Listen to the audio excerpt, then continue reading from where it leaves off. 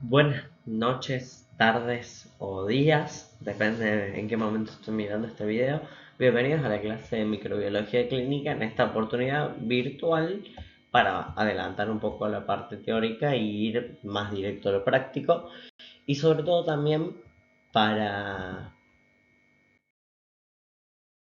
yo no explayarme tanto al hablar.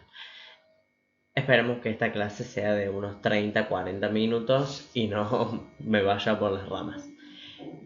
Hago un diagrama general de lo que vamos a ir trabajando. Si bien esta clase es de microbiología clínica, más clínica que nunca, porque vamos a ir exactamente a esa parte, que todo lo que vimos ahora de manera general, elaborar los medios de cultivo, esterilizar, desinfectar, utilizar diferentes medios, otro ambiente de trabajo y demás, eso es como la parte esencial de microbiología. A partir de ahora, sea ambiental, de alimentos, lo que sea, las diluciones, todo eso ustedes les sirve para trasladarlo a cualquier técnica de microbiología. Acá lo que vamos a ir cambiando de técnica a técnica en los cultivos clínicos va a ser el medio de cultivo, el tipo de muestra y por ahí alguna que otra cosa que cambie de incubación o si tiene que ser cultivo aerobio o anaerobio, pero bueno, todo es generalidad de la microbiología clínica que ya lo tienen. Empezamos a hablar un poquito de metabolismo, que es el, dígase ahí, conjunto de reacciones químicas que realizan los seres vivos para sobrevivir. Ya charlamos un poco de eso. Dentro de los metabolismos vamos a meternos a la parte de bacteriología, o sea, célula procariota, que carece de núcleo, ADN suelto, y diversidad metabólica muy amplia. Los microorganismos se han adaptado a todo ambiente pero dentro de la respiración tenemos dos grandes grupos: aeróbica, los que consumen oxígeno, y anaeróbica, los que no, ¿sí? Con unas gamas ahí intermedias de algunos que pueden cambiar o no, consumen poco. Recuerden que nuestra atmósfera tiene 21% de oxígeno. En ese proceso, el aeróbico es el más óptimo de todos porque deja muchas moléculas de ATP, que es la moneda energética que intercambian las células para realizar sus procesos energéticos propios del metabolismo, y consuma oxígeno, libera dióxido de carbono y agua en este caso, que son como desechos metabólicos para las bacterias. En este caso lo importante es la energía. Es importante esto de las bacterias porque primero que en nuestra microbiota, tanto externa como interna, predominan, sobre todo en la parte externa, que es la que está en contacto con el aire, microorganismos o bacterias aeróbicas. La fermentación láctica, lactobacillus es un caso que produce un producto que es el ácido láctico, y así las fermentaciones, que es parte de la gran gama de reacciones químicas que hacen los microorganismos, nos van a ayudar a identificarlos, porque en el medio de cultivo muchas veces consumen sustancias, liberan alguna de otro color y eso nos da características para poder identificarlo en diversos medios con diversa disposición de nutrientes. Por ejemplo, abajo tenemos dos casos que no vamos a ondear tampoco mucho, pero bacterias nitrificantes que transforman nitritos en nitratos o realizan reacciones relacionadas con el nitrógeno, y sulfatos. Ahí vamos a hacer una prueba muy particular, no del sulfuro de hidrógeno, pero sí ácido sulfídrico, que es relevante para el diagnóstico clínico en un medio de cultivo que más adelante vamos a ver como el TSA. Y acá TSI, perdón. Y acá abajo anabolismo y catabolismo con las moléculas ahí de esquemas de los procesos. Todos estos procesos, o por lo menos los primeros cuatro, que son las fermentaciones y la respiración, son procesos catabólicos, son para liberar energía y utilizarla. En estos procesos metabólicos las enzimas también son importantes. Tenemos Las enzimas son proteínas y tenemos proteínas estructurales que forman parte de la membrana, sirven para el transporte, como señales químicas, las hormonas en el caso de nosotros los eucariotas, pero acá nos sirve porque la enzima realiza una reacción química, ahí ven en la imagen, ya sea con o sin inhibidor. La sustancia química que entra tiene un color, una forma determinada. Una vez que pasa por la enzima que acelera esa reacción, libera dos productos y que son de colores diferentes. Eso, la acción de las enzimas, obviamente nos es relevante también para identificarlas. Ejemplos: fermentaciones. Tenemos el caso de Escherichia coli, que en un medio particular, que es el McConkey, nos selecciona o nos diferencia, en realidad es un medio diferencial, de las bacterias que son fermentadoras de un azúcar que es la lactosa, por ejemplo, de las que no fermentan la lactosa, y esas colonias se tiñen de color rosa. Este medio de cultivo trabaja por pH, por cambio de pH. Shigella y Salmonella, por ejemplo, que no fermentan lactosa, van a quedar como incoloras, transparentes. En el TSI, bueno, ahí nos sirve para diferenciar tres tipos de fermentaciones, pero ya vamos a ir al caso particular del TSI. Y el metabolismo respiratorio, esto es importante porque nos sirve para el cultivo principalmente. Si las bacterias son aerobias, estrictas, por ejemplo, como Pseudomonas aeruginosa, por ahí el medio de cultivo tiene que tener como ciertos requisitos, como hay un medio de cultivo que nombran, no es común en la parte clínica, pero sí, por ejemplo, para cultivar. Cuando yo lo pongo en la estufa, si la bacteria es aeróbica, la puedo poner en la placa, puedo poner los tubitos cerrados para conservar la esterilidad, pero si bien está con el taponcito de gasa y algodón, el aire pasa el oxígeno y la bacteria lo consume. Pero si yo tengo que hacer un cultivo anaeróbico, eso ya tengo que tener otros cuidados. Y ahí viene la famosa lata con vela. La lata con vela es literalmente una lata que tiene que ir cerrada, tenemos que tener algo para taparla y adentro, que sea grande, ¿no? Para que ponemos las placas o los tubitos, de la misma manera que los pondríamos en la estufa, por ahí no con la gradilla, pero con una vela encendida. Tapo, esa vela va a consumir todo ese oxígeno que hay en el aire, ese 21%, y queda sin oxígeno, atmósfera anaeróbica, ideal para que crezcan otro tipo de bacterias, como por ejemplo las enterobacterias que decíamos ahí, que crecen en el McConkey. Obviamente en la piel los microorganismos están en contacto con el oxígeno, generalmente tienen que ser aeróbicos, pero en los intestinos no tenemos que tener aire, nos encantaría tener aire y no grasa capaz, pero es perjudicial para el cuerpo, así que no hay aire menos oxígeno. Las bacterias intestinales son generalmente anaeróbicas. Y el metabolismo proteico, bueno, cuando en lugar de consumir algún glúcido y hacer una fermentación, o algún gas y hacer una respiración, hacen algún metabolismo proteico que cambia la forma de alguna proteína, la degradan y demás. Es relevante, por ejemplo, en un tipo de tipificación o de identificación bacteriana, que es el indol, que ya lo vamos a ver. Metabolismo sulfurado, también medios enriquecidos en azufre y que queremos ver, por ejemplo, sulfuro de hidrógeno, hay el H2, que recién se los nombré como ácido sulfídrico, perdón, me equivoqué, el H2S, que generalmente es de color negro, entonces esta sustancia de color negro nos sirve para identificar la bacteria que lo produjo o una gama de bacterias que lo produjo. Ahí recordamos por ahí cosas de taxonomía que habla de el emparejamiento de las bacterias según su genética, según su función bioquímica o mayor origen cercano. Entonces podemos con muchas pruebas, o algunas, no sé si muchas, ir como focalizando qué grupo de bacterias es, cuál pueden ser según su metabolismo. Y el lipídico lo mismo, pero en lugar de proteínas o glúcidos, grasas. Y un caso particular que lo vamos a ver también al final, el metabolismo hemolítico de sangre, que tenemos tres tipos de hemólisis diferentes a medios de cultivo.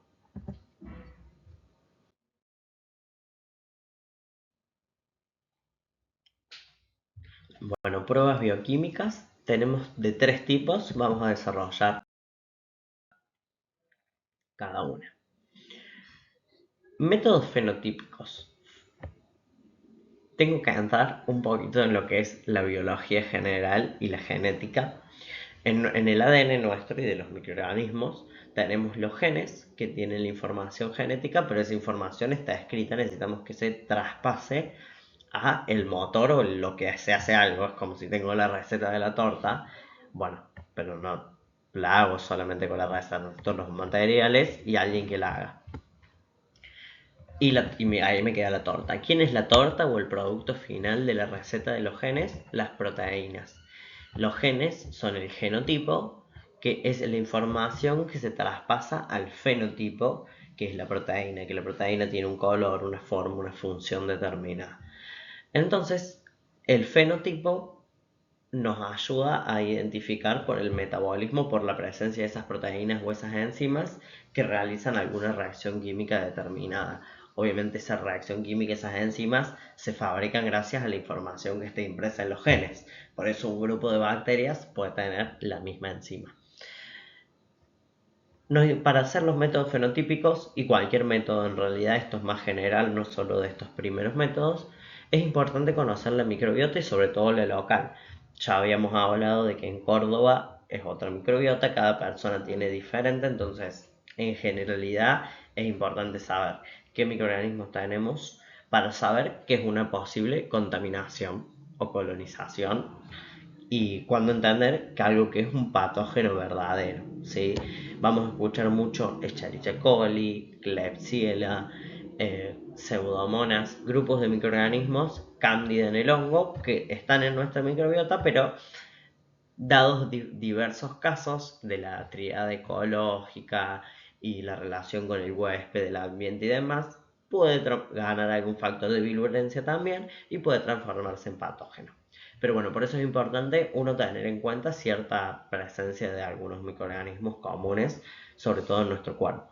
Vamos a hablar de los más comunes que dan resultado acá también en Villa María para conocer la microbiota local, digamos, o los microorganismos epidemiológicos o con relevancia epidemiológica más cercana. La primera prueba dijimos que tratamos de identificar enzimas. La catalasa, por ejemplo, es una enzima que se encarga de descomponer el agua oxigenada, el peróxido de hidrógeno, y libera oxígeno, que es lo que vamos a ver en forma de burbujeo. Básicamente yo tomo la colonia de la placa, la pongo en un cubreobjeto o portaobjeto, perdón, le tiro una gotita de agua oxigenada y si hay burbujeo la prueba es positiva, significa que el microorganismo, esa bacteria, es catalasa positiva, tiene, la enzima que hace esta reacción química. Dos casos de positiva, Staphylococcus aureus y epidermis, epidermis, y negativos, Streptococcus pyogens, es el Staphylococcus aureus y epidermis están en nuestra piel. El pyogens, ese es más raro, es el respiratorio, es el que generalmente da faringitis, pero hay varios que dan faringitis de los Streptococcus, pero el pyogen es como el más virulento. Son esas faringitis que son bastante graves, faringoamigdalitis que comprometen otras partes del cuerpo también, siempre respiratorio, ¿no? Y por ahí también hay que hacerse como chequeos más adelante porque tiene como un rebrotecito. Entonces hay que tener cuidado con el pyogens. Igualmente es catalasa negativa y Enterococcus fecalis, lo dice el nombre, es una enterobacteria intestinal que está en las heces y demás.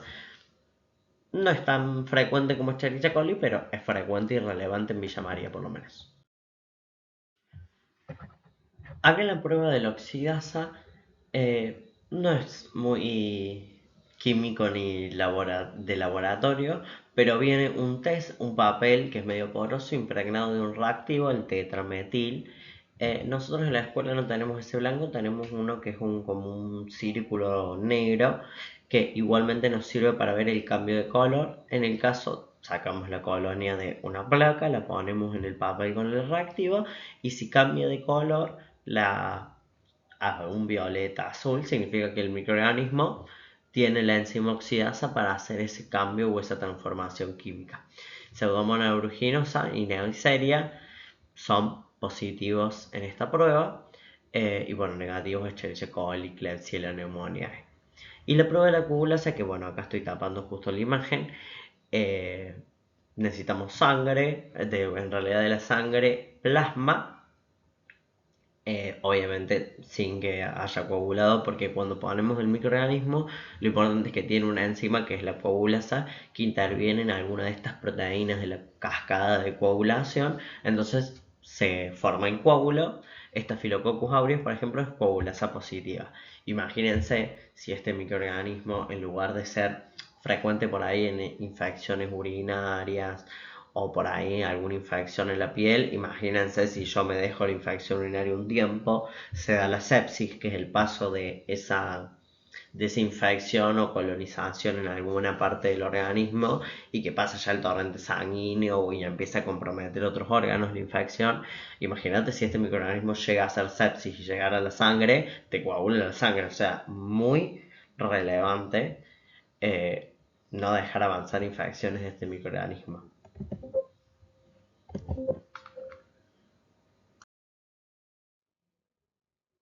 La prueba de la ureasa, en realidad acá preparamos un medio de cultivo que generalmente ya viene preparado el medio de cultivo, pero si no se puede usar un agar común o un agar general, un medio de cultivo general, eh, y enriquecerlo con urea, que la urea generalmente en polvo. Tenés que preparar el reactivo y demás.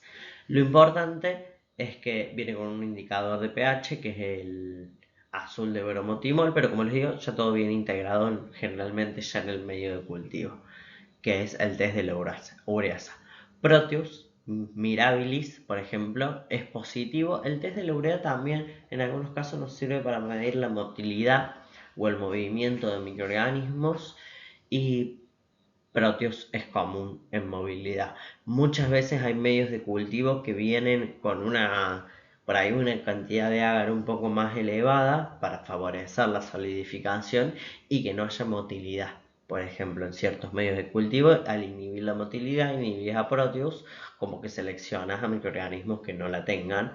Y bueno, ahí ya el medio nos sirve de alguna manera como para ir descartando en la tipificación. Todo esto que estamos haciendo es identificación bioquímica por alguna reacción química, bioquímica por enzimas de los seres vivos, o tipificación, identificación de microorganismos.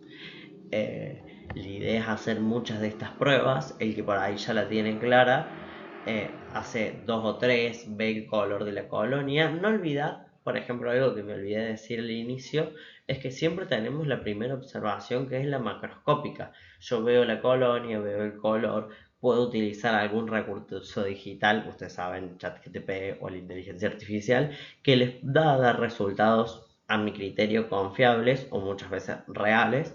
Ya viendo el color de la colonia, en qué medio de cultivo creció, nos tira unas ideas y podemos usar la tipificación para confirmar. La idea es no hacerla todas y optimizar por ahí recursos y energía. Entonces, para acelerar el proceso y hacer descartes, es muy importante la herramienta a mi criterio. Bueno, la prueba, por ejemplo, de la ureasa, algo que estaba diciendo ahí, me sirve para identificar o ir a la identificación de un grupo de microorganismos, que es los bacilos gram negativos y entéricos o intestinales. En la ureasa, por ejemplo, cuando hay una sospecha de alguna infección urinaria, la prueba de la ureasa algo les dice. Generalmente son para microorganismos de ITU, de infección urinaria, infección del tracto urinario, significa ITU, que metabolizan la urea, y la urea obviamente ¿dónde está? En el tracto urinario, en la uretra y vejiga, pero ya bueno, es muy alto, sería como una infección que puede ocurrir en las mujeres. Es frecuente porque recuerden que su uretra es más corta que la del hombre, entonces los microorganismos pueden colonizar, y la vagina está llenísima de microbiota y muy diversa, entonces puede ocurrir, por eso es frecuente la infección urinaria en mujeres. Y la prueba del indol, bueno, ahí tenemos los resultados, perdón, de la prueba de la ureasa, ¿sí? Alguien que degrada rápido la urea es Proteus. Vemos que el medio de cultivo en menos de 6 horas va a cambiar de amarillo a rosa. Negativo, como Escherichia coli, que no degrada la urea, va a quedar amarillo. Y por ahí tenemos un degradador lento, eh, que bueno, se va el medio de cultivo, va como transformando por capas hasta que quede rosa por completo, porque se consume toda la urea, el cultivo entra en la fase de muerte. Por esto también, para ver la transición, el tiempo y demás, es importante en algunos casos en la tipificación, sobre todo, no en los medios de cultivo, en los primeros medios de cultivo que son generales del copro, del urocultivo, que es como vamos a ver qué hay primero. Esto ya yo tengo que poner un microorganismo determinado y una sola colonia pura. Por eso esto también siempre recuerden que cuando yo voy a sembrar esa colonia pura en el mechero, vienen ansas, nosotros estamos acostumbrados a la ansa redondita, pero por ahí vienen ansas en punta, donde toco la colonia y en este tipo de medio de cultivo que se le dice pico de flauta, porque básicamente yo pongo la cantidad de medio de cultivo de los tubitos, obviamente esterilizado, generalmente 10 mililitros. Yo ya preparé ese medio, está líquido, lo pongo en algo. En el hospital, por ejemplo, tienen como una varilla y los ponen como acostaditos y cuando se solidifica queda así en pico de flauta, que se le dice.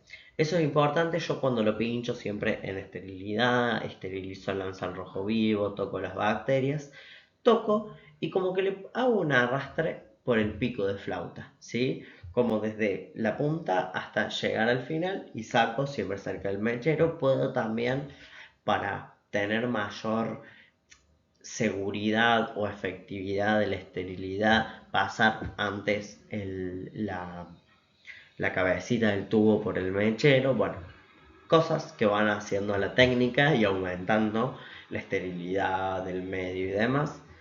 Sembramos de esa manera, ¿sí? Es recomendable en punta, pero igual si lo hacen con la redondita sirve también.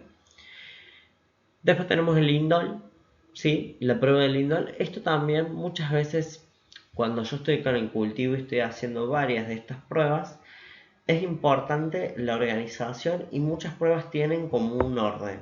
Yo voy a ser sincero, no les puedo decir el orden, no lo recuerdo, no lo tengo en cuenta porque no lo hago a diario esto.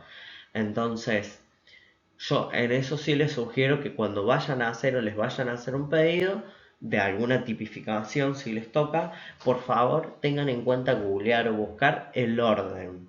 ¿Por qué? Porque muchas veces yo toco la colonia, toco el medio de cultivo, aunque esterilice, toco la colonia. La esterilidad de lanza, dejarla rojo vivo, me asegura la muerte de los microorganismos, pero no de las sustancias químicas como azúcares que puedan estar ahí.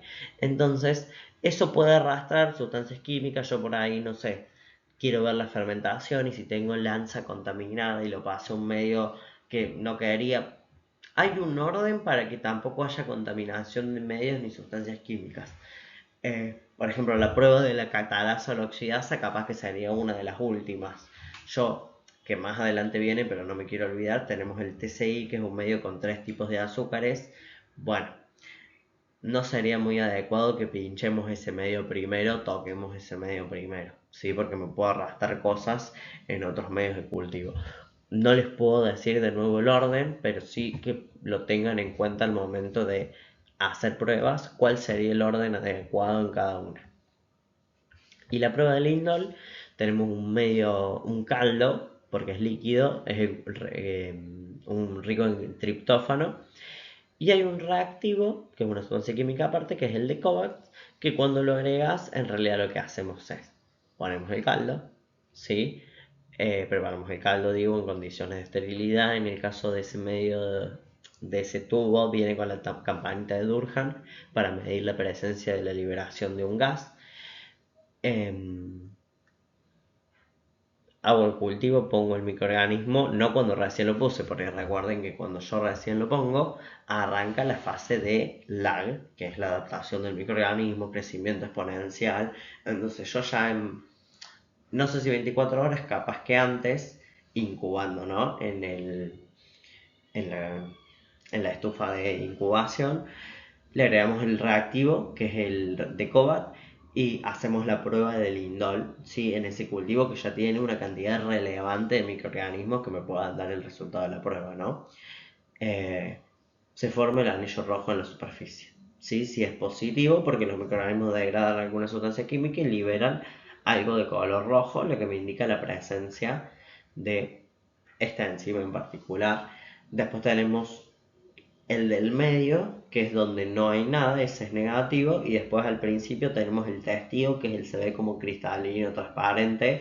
Sabemos que ese es el medio cultivo. Testigo, el que no tiene ni siembra de nada, ¿sí?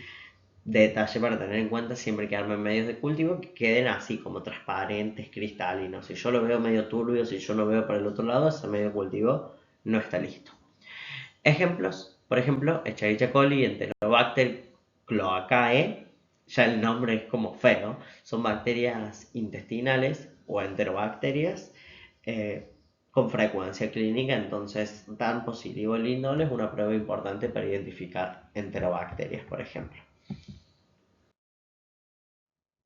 Acá lo que les venía diciendo del TSI, el Triple Sugar Iron, me puse en inglés, que este tipo de medio de cultivo nos sirve para identificar un gran grupo de microorganismos porque pueden tener tres fermentaciones diferentes, pueden utilizar sacarosa, lactosa o glucosa y liberan una sustancia química que en el medio de cultivo que ya viene preparado ahí el empaque tiene un indicador de pH que cambia color dependiendo de la sustancia química.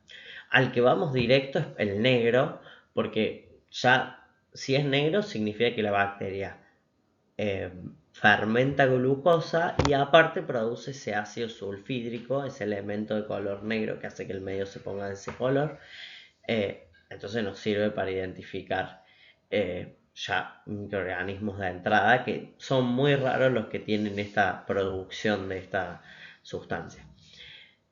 Si nos queda color amarillo, el medio de cultivo es color amarillo, ese es el testigo, no fermenta, o sea, el microorganismo no fermenta nada, digamos, el medio de cultivo quedó así.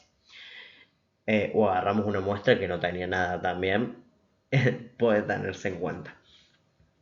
Fíjense que los tubos están enfriados de forma de pico de flauta, sembramos de la misma manera que nombramos recién. Si fermenta solamente lactosa, el medio de cultivo se pone de color naranja. Si fermenta glucosa y lactosa, va a quedar como de color rojo, medio rojizo, así transparente. Y si fermenta glucosa solamente, digo, el que dice, ya dijimos uno de glucosa que era el que quedaba de color naranja. Bueno, pero tiene otras vías metabólicas también. Solamente glucosa arranca como y queda el pico rojo que se dice y la parte, la base amarilla. Ejemplos: Salmonella es positivo, Shigella negativo. Para producción de ácido sulfúrico, esta prueba nos vamos como primero directo a eso, pero ya de paso nos puede servir para otros datos de, hablando de la identificación, ¿no? Nos puede servir para acercarnos a la identificación de microorganismos. Obviamente que estas cosas no se comunican en nada. Las pruebas bioquímicas, fenotípicas y lo que fuere, son internas para uno descubrir el microorganismo. Obviamente, sea que te pidan urocultivo, coprocultivo, también ver el pedido médico, obviamente sospecha de qué tiene el médico, cuál es el cuadro, ya cuando veamos cada tipo de cultivo vamos a ver los cuadros más frecuentes, pero bueno, me perdí un poco en lo que iba a ir. Ah, de siempre ver el cuadro clínico para entender un poco por dónde puede ir la cosa. Prueba del citrato, sí, también se le llama Simmons. El procedimiento también ya viene preparado, el medio con una fuente de carbono y el azul de bromotimol, que es el indicador de pH, que es lo que me da el cambio de color. Justo estoy tapando la imagen, pero tenemos dos ejemplos. Un Klebsiella que da positivo, el medio de cultivo es como de un color verdoso y que puede, si es positivo, cambia a azul, ¿sí? Escherichia coli es negativo, queda bueno, del otro lado, tengo la cámara al revés, queda el color verde y, por ejemplo, Klebsiella que es positivo, el medio de cultivo vira a azul.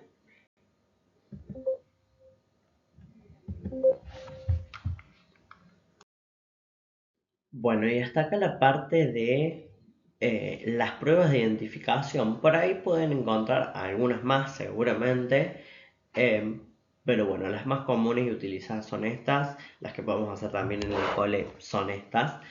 Entonces, y esto ya es como frecuente, y las generales. Por ahí hay algunas más especializadas para microorganismos, pero si no son relevantes en nuestra zona, no vale la pena ni tratarlas. Y obvio que tampoco lo sé. Obvio decía, se supone que tenía que saber alguna. Vamos con estos métodos. Genotípicos, estos en realidad ya no los usamos tanto, ¿sí? Depende si el lugar es automatizado, digamos.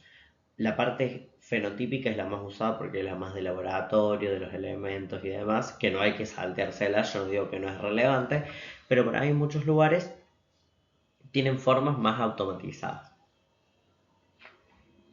o tienen acceso a ciertos tests eh, también un poco más simples.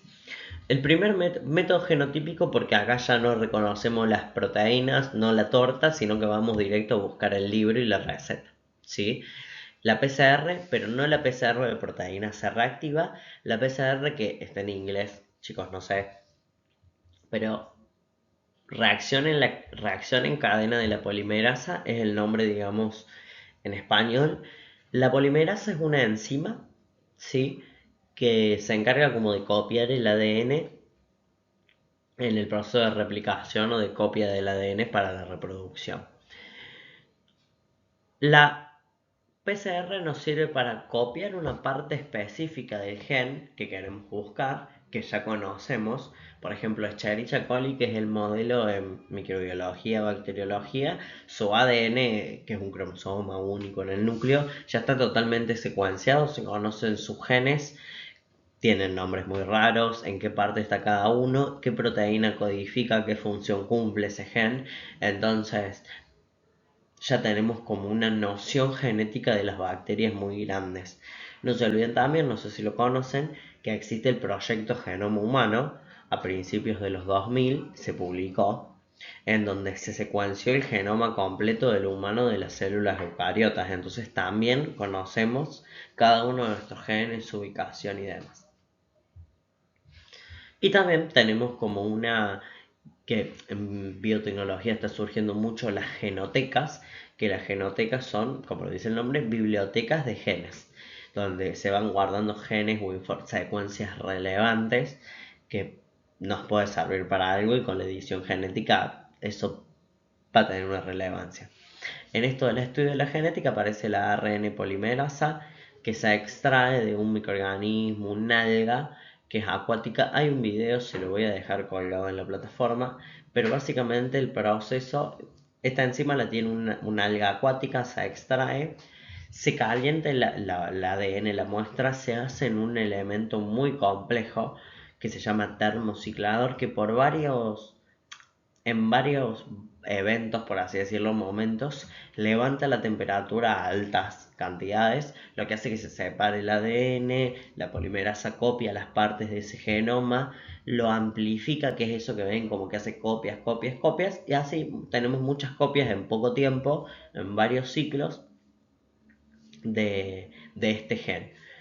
Eso se reconoce en la PCR, digamos, que es la prueba que se hace y podemos identificar el gen de un virus, el gen de un microorganismo, una bacteria, un hongo. Entonces, la PCR es una prueba convencional que está en todos lados. El COVID buscábamos una parte por PCR de su ADN, de ese virus.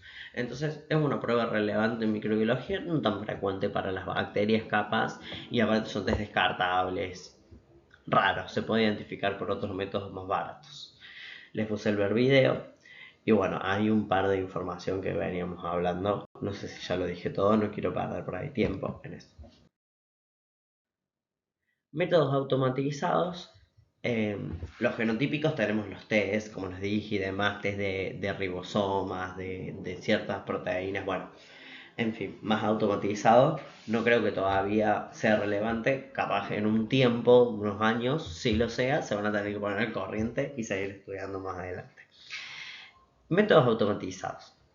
Tenemos un par de sistemas ahí que nombra, obviamente con el sello de las empresas, pero que por ahí ponen los cultivos.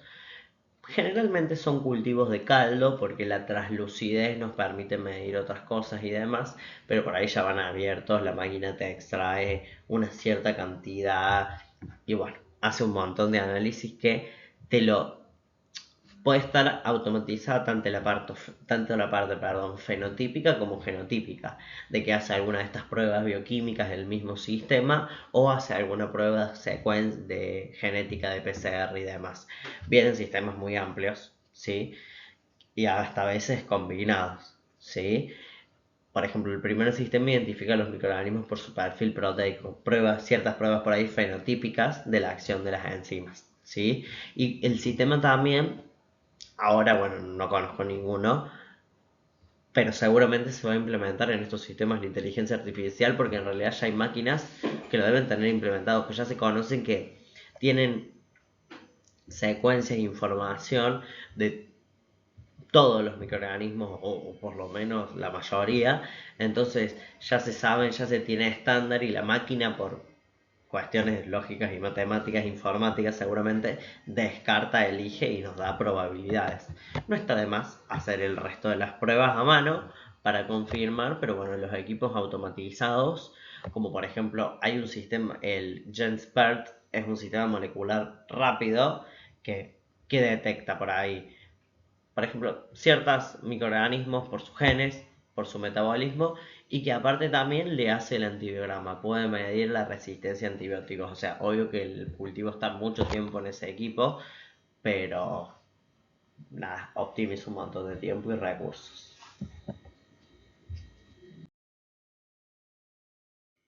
Bueno, hasta acá llegamos. Voy a dejar la segunda parte más de cultivos clínicos para otro video, si les queda separado. Nos vemos en el próximo.